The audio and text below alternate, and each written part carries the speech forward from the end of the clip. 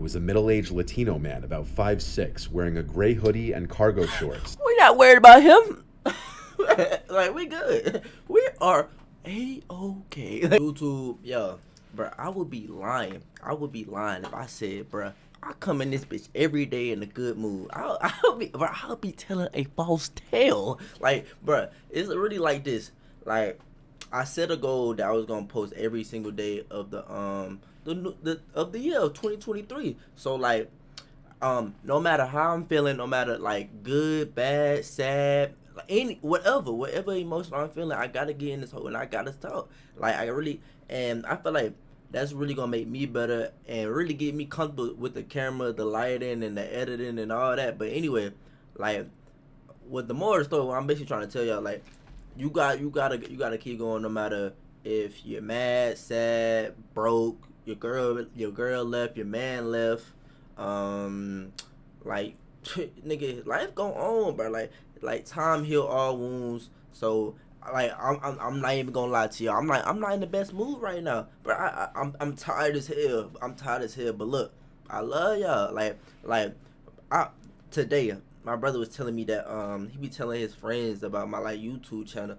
I was like, damn. Like I don't know what I was really like a moment for me, just like, damn, like this nigga really like low key look up to a nigga, like that's crazy. And I low key respect it, cause it's like my whole thing is just go after what you want to in life, no matter if you want to be an OnlyFans man or OnlyFans chick. Hey, that's your goal. Hey, I support it. Hey, we do not judge over here. But look, y'all, we come with 5 horrific true. It's not funny. Let me lock in. 5 horror. Hey, we come to school lockdown stories. Let's lock in. Lockdown. This is an emergency alert.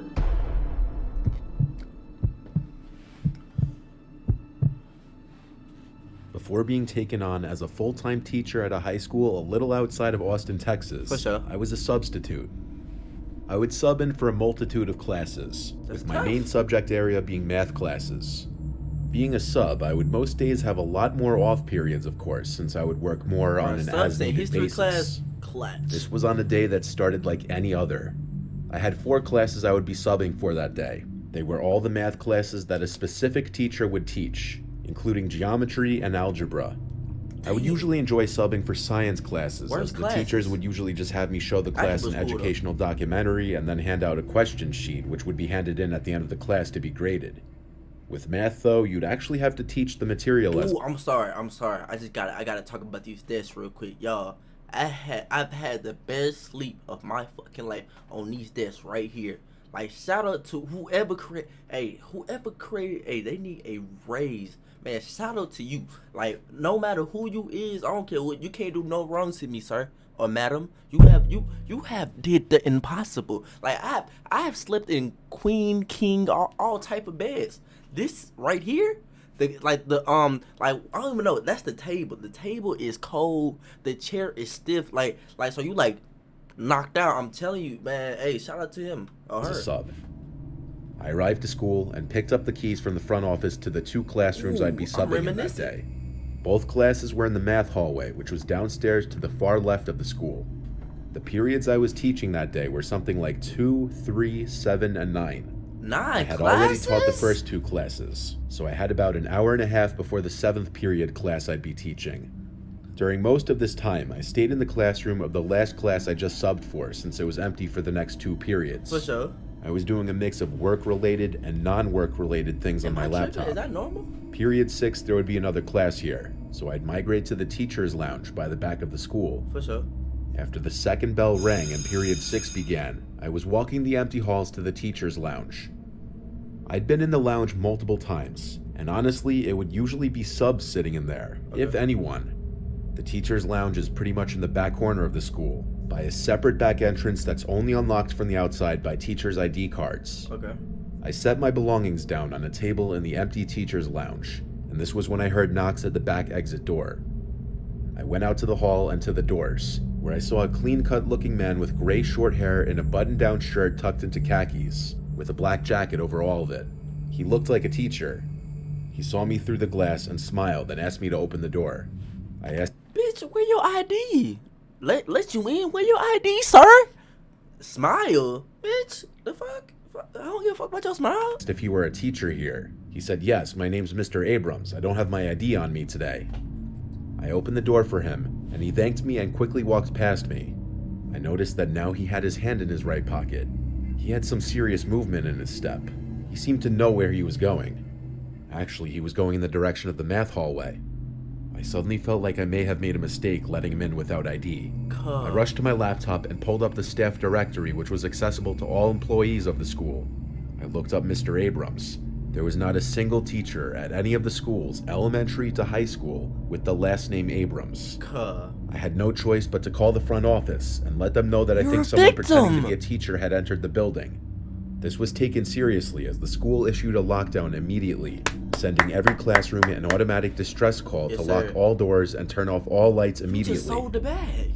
I heard a commotion from out in the math hallway. Well, I walked out into the hall a little closer, and I could hear bangs or kicks on a door, and a man screaming at the top of his lungs, "Maria, open up." Maria? And I know you're in there. Maria was the first name of the teacher I was subbing for that day, and I couldn't tell for sure, but I believe the door he was kicking on was one of the classrooms I subbed in that day.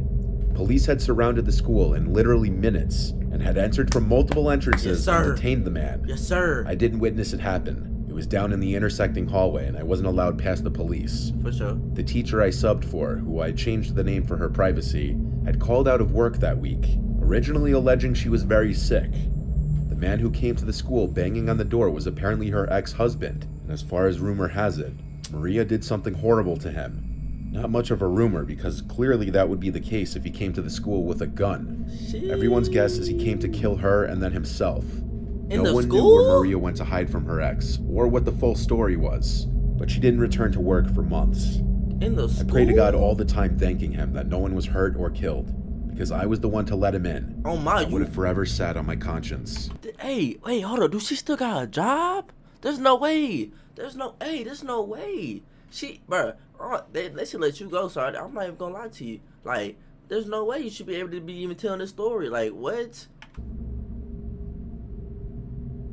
Ain't no way.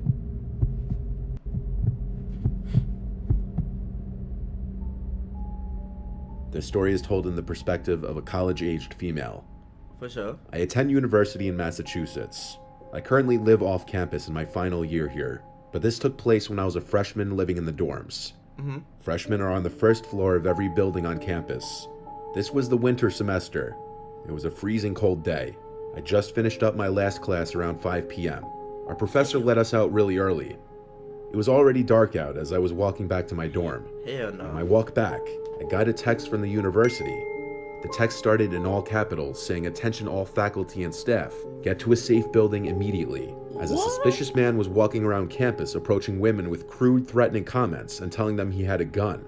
The text mentioned that university police were aware of the issue and were on full alert, looking to find the man. I picked up the pace in my step to get back to my dorm building. Bitch, run! I started looking behind me every few seconds, and suddenly noticed someone walking not that far behind me. It was a black man in a huge winter coat. Hey, hold up. I couldn't gauge his age. Why you describe him like that? But also, he could have just been a student. No, I'm just playing. At that point, I was being paranoid. Plus, the text didn't specify the person's race. I rushed to my building. When I got there, I let myself in.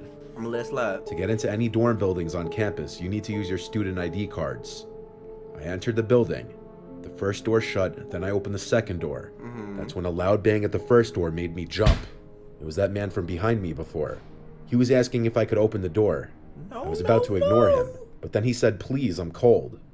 I turned to look at him, and he had this pleading kind of expression on his face. Oh well. I asked, "Do you live here? What's your room number?" He said yes, he's on the 3rd floor, but he ignored my asking his room number twice. I said, "Sorry, I can't let you in." I'm like, bitch, you a This first is when he started saying vulgar, horrible shit that I don't want to repeat. He started licking the glass and commenting about what he's gonna do to me as soon as he gets into the building. In disgust, I ran to my room and slammed the door behind me. I turned on the lights as it was pitch black inside and my roommate wasn't back yet. I texted my dorm group chat saying I think the creepy man the school sent a warning about was at the front door of the dorm building. Don't come anywhere near. Everyone replied the same thing. OMG, call university police. That's what I did. I got the number off the website and called them. That's the first thing you should have did. Told them right away the creepy man with a gun was at our dorm building. When they asked if he was still there, naturally I walked to the window to look outside. I screamed at the top of my lungs for 3 seconds when I saw the man on the other side of the glass, smiling, shaking his head, doing this disgusting motion with his tongue. I pleaded with the officer on the line to send the police there now.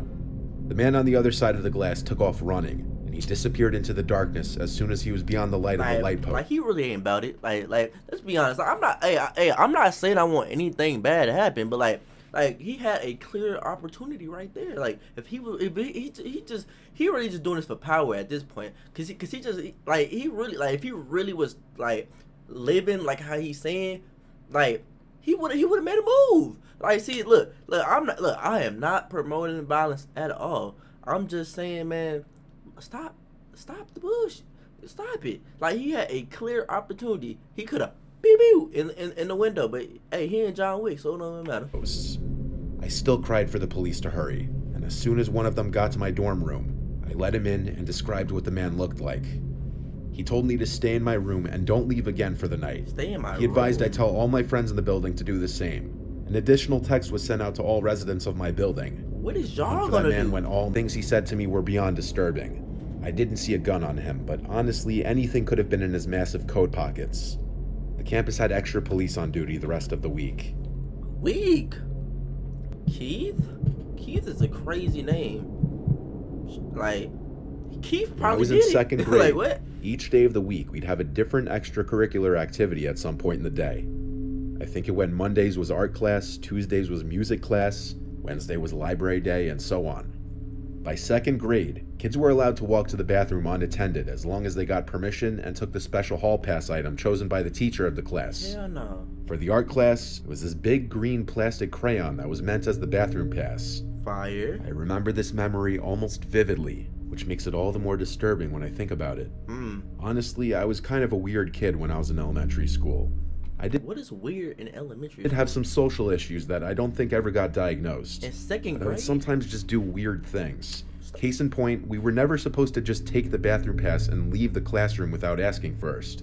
But during art class, as our teacher was going around the class helping the students out with our little creations, I got up and took the plastic crayon and walked out the classroom door to go to the bathroom. The bathroom was all the way down the hall. I go inside, and as a kid, I was the type to pee sitting down. So I went to the stall and sat on the toilet seat.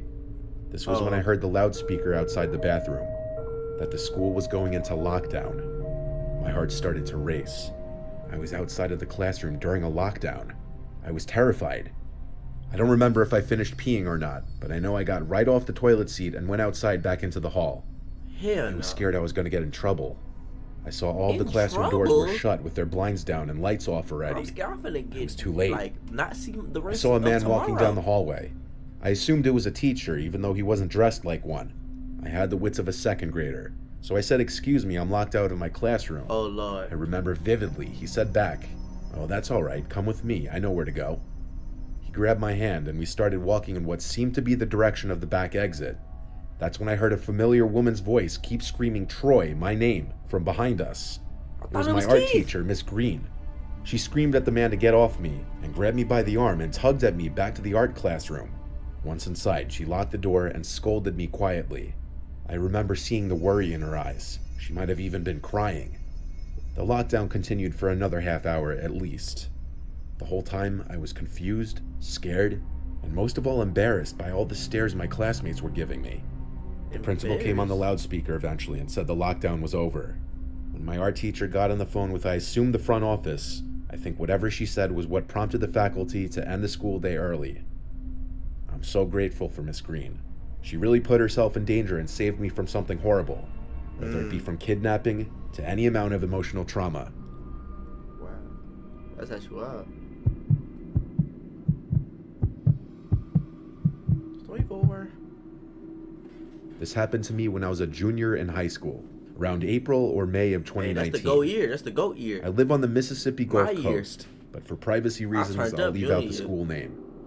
I played the double bass in our school wind ensemble, and every morning we had rehearsal in the band hall. We were about halfway through rehearsal when I heard a knock on the band hall door, which opened to the outside. I don't think anyone else heard the knock because we were in the middle of performing a song, and So I was how'd you standing hear? with my double bass on the perimeter of the ensemble, along with the percussionists, so I was closer to the door.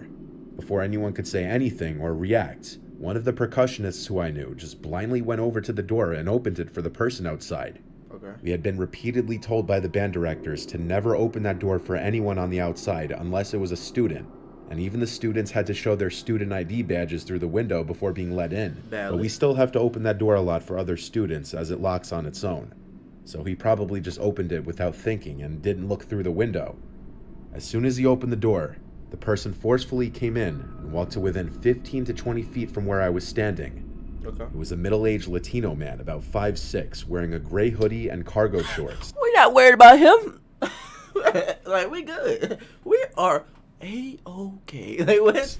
We're I good. immediately noticed that the guy had both of his hands in his hoodie, with what appeared to be a heavy object. We're The good. band director saw him first and immediately stopped conducting, and the rest of the band turned their heads around to see what was going on. The band director asked with a nervous but forceful tone, "Can I help you?" The man replied in broken English, "Yes, I came to check out my daughter." The band director asserted, "This is not where you check out students. You shouldn't be here." The man then asked where he should go to check out his daughter, and to my surprise, the band director directed him to go out the band hall double doors and make a right down the school's main hallway to the front office. What? The man thanked the director and quickly walked out of the band hall into the bad school. teaching so far. During this like- whole conversation, I had my double bass turned in the man's direction and stood behind it so that it would maybe somewhat shield me from any bullets.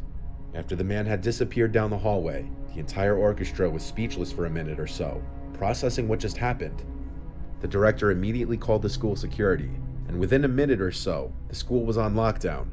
Yes, sir. The director turned off all the lights in the band hall, and we all crammed inside whatever tuba lockers we could find. A whole 5 minutes passed until 2 armed security guards came running full speed through the band hall in the direction that the man had gone. Yo. Hey, I know I've been pausing, like, but look, this reminds me of a story, bro. So, like, we had a lockdown in my school, right? And, like, they said, like, they act like it was just all cool. Then they said, like, they found, like, a BB gun on somebody. I said, like, I've been, like my eyes was like, was it really a BB gun? Like, it probably was. It probably was. But was it really a BB gun? You feel me? Was it, like, hey, I wasn't out there searching. I'm black. I hide. But, like, I'm just saying, like, what really was it? You feel me? 10 or so minutes was. passed and the lockdown was over. The school never came out with an official statement of the event, nor could I even find any local news articles about it. I suppose the school was trying to keep the whole thing a secret, for such a stupid breach of security would certainly damage its reputation. But I later heard from multiple other students that the man had just committed an armed robbery somewhere near the school and was fleeing on foot from the police when he decided to take refuge in the school, pretending to pick up his daughter. I also heard that he was found with a gun on him, which explains the heavy object I noticed in his hoodie pocket. The fact that I was standing literally 15 or so feet from an armed intruder inside of a school for a whole 2 minutes still terrifies me to this day. Although I know the band director was probably trying to keep his cool so as not to piss the guy off and cause him to shoot all of us or something, I still think he made a huge mistake by directing the man to go further into the school instead of telling him to go back outside and enter the school through the front door like every other parent or visitor has to. Had that man had worse intentions, that situation could have ended tragically.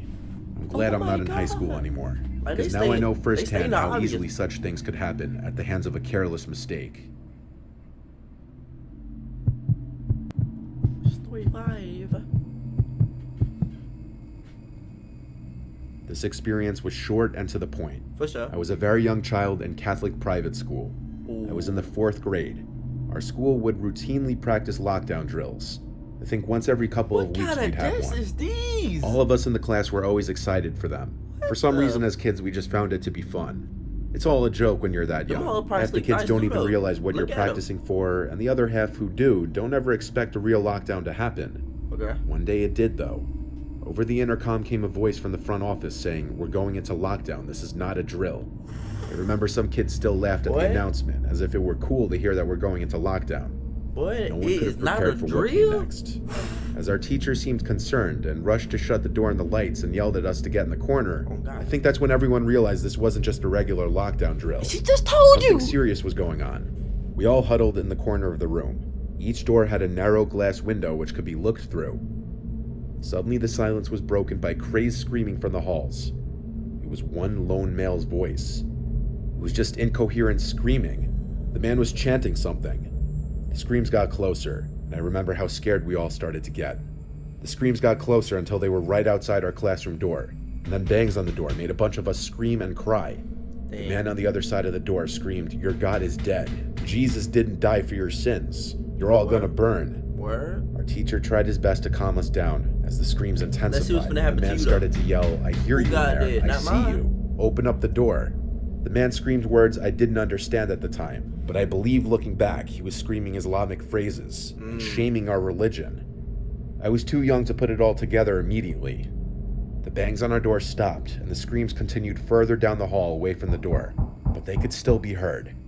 The crazed man continued through the halls. The man's screams were overpowered eventually by the yells of other men. There was a huge commotion in the halls during what I presume to be the moment he was taken down by police or security. We had to stay in the lockdown position for a long time even after this. The lockdown. After a while, the position. lockdown was over, and the school day was cut short. The lockdown. Parents were position. called to pick up their children. Luckily, my mom didn't work, so she was able to come pick me up right away. Go mom. Go mom. It was a bit of a scarring experience. I'm already. We were all so young that we didn't even understand the gravity and freakishness of the situation. I'm just glad no one got hurt.